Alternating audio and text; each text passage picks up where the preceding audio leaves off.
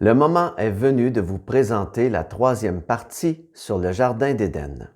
L'interprétation qui va suivre du livre de la Genèse ne manquera sûrement pas d'en surprendre plus d'un.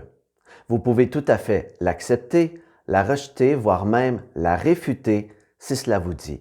C'est d'ailleurs la bonne nouvelle, car cela signifie que nous avons toujours notre libre arbitre.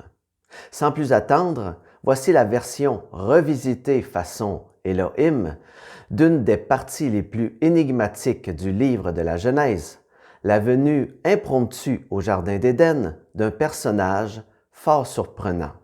Je veux bien sûr parler ici du serpent. Je suis Al-Azira, visionnaire et messager des Elohim. Bienvenue pour cette nouvelle vidéo.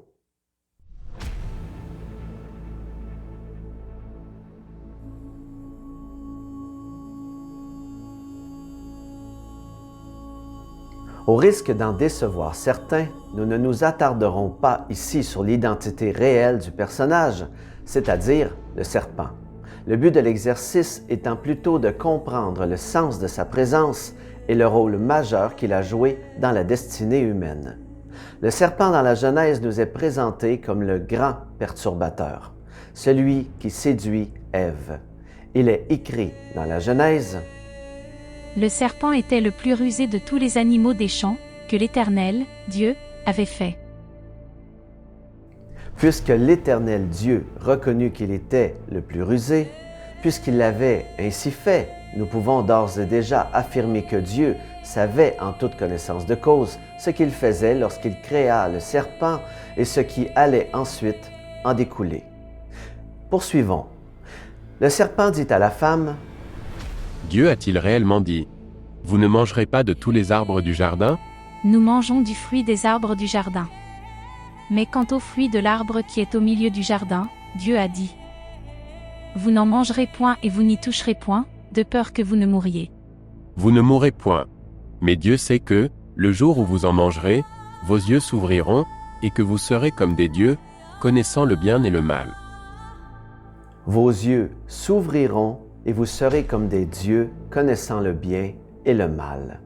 Cette partie du texte vient confirmer que les Édéniennes et Édéniens évoluaient dans le Jardin d'Éden sous un voile ne leur permettant pas d'accéder à leur véritable nature. Encore une fois, poursuivons. La femme vit que l'arbre était bon à manger et agréable à la vue, et qu'il était précieux pour ouvrir l'intelligence.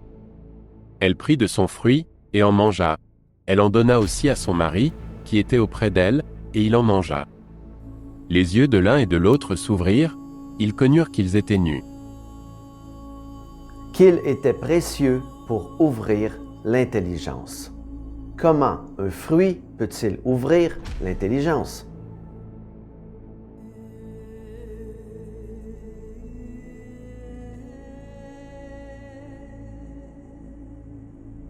Si vous vous intéressez un tant soit peu au yoga et plus particulièrement le yoga Kundalini, vous savez qu'il existe une énergie extraordinaire en l'humain.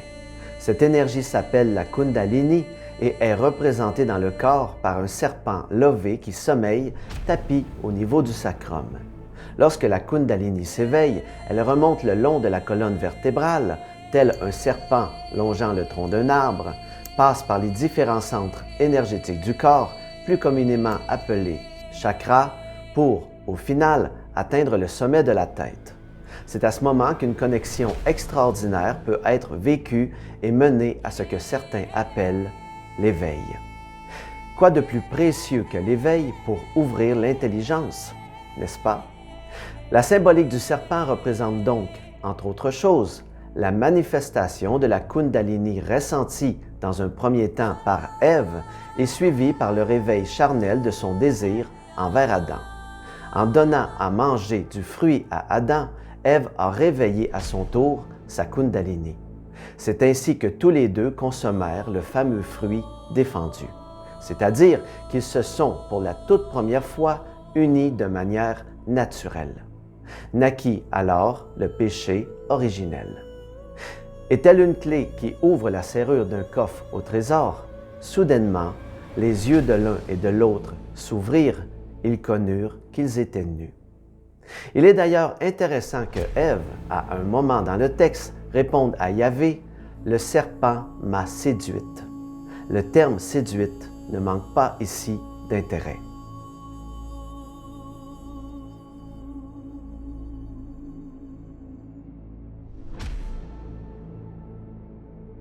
C'est ainsi qu'en unissant leurs corps, les Édéniennes et Édéniens réveillèrent en eux leur animalité, état obligatoire à leur survie une fois implantés hors du Jardin d'Éden.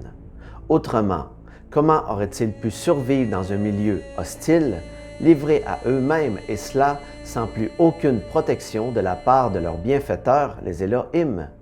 Cette étape cruciale marque la finalité de leur préparation, l'entrée dans la maturité et le départ définitif du Jardin d'Éden.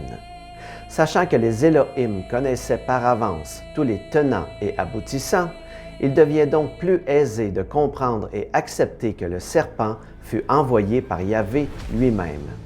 Puisqu'il est dit dans les textes que le serpent a été créé par Yahvé, Yahvé ne pouvait faire autrement que de connaître sa création et donc le dénouement inévitable qui allait en résulter, c'est-à-dire la désobéissance des uns et des autres envers leur Créateur. Autrement, pourquoi avoir créé le serpent?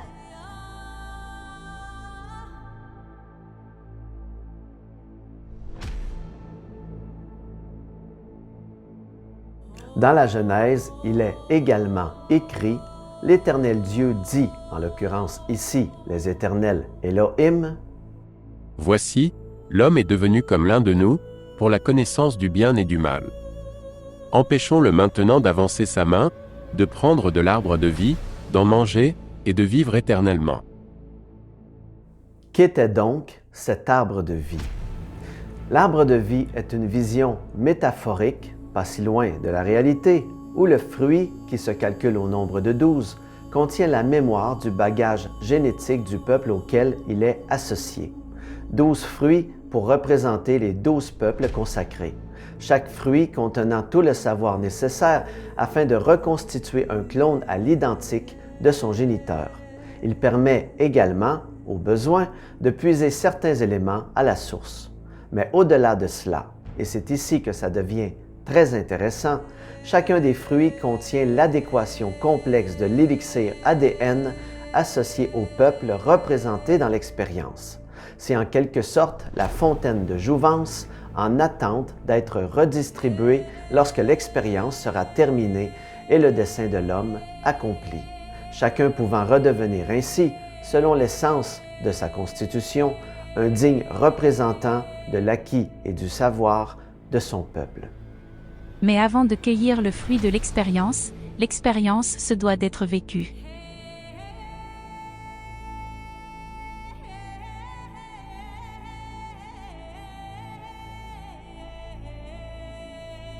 Comme dernière référence à la Genèse, il est écrit « C'est ainsi qu'il chassa Adam, et il mit à l'orient du jardin d'Éden les chérubins qui agitent une épée flamboyante pour garder le chemin de l'arbre de vie. » Les chérubins qui agitent une épée flamboyante pour garder le chemin de l'arbre de vie.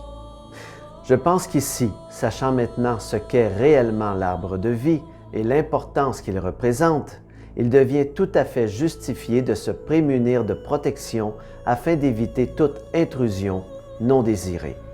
Il s'agit après tout de la mémoire du bagage génétique de chacun des peuples représentés dans l'expérience et de la formule de l'élixir ADN qui leur est associé. Bref, un trésor tout simplement inestimable.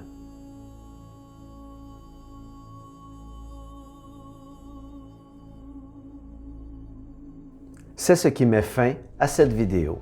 La quatrième et dernière partie, faisant référence au Jardin d'Éden, mettra en exergue la fameuse expulsion du jardin, ce qui en découla, l'apparition de la blessure originelle et le plan divin qui a été mis en place et qui n'avait aucune raison d'échouer. Pour conclure en beauté, voici un nouvel extrait de ce que vous réserve la prochaine vidéo. Le scénario envisagé par les Elohim était précis. Chacun des peuples représentés dans la grande œuvre devait évoluer en autarcie dans son espace attribué. Pour un jour, quitter son continent, aller à la rencontre des 11 autres, et ainsi fusionner au fil des générations. 12 continents principaux, afin d'implanter sur chacun d'eux, des originaux des différents peuples participant à la grande œuvre. 12 peuples réunis pour, en définitive, ne former plus qu'un seul et même peuple. Le 13e peuple. Le peuple pour les représenter tous. Pour les unir en définitive à l'espace originel, la source. Je suis Al-Azira, visionnaire et messager des Elohim. À très bientôt pour une prochaine vidéo.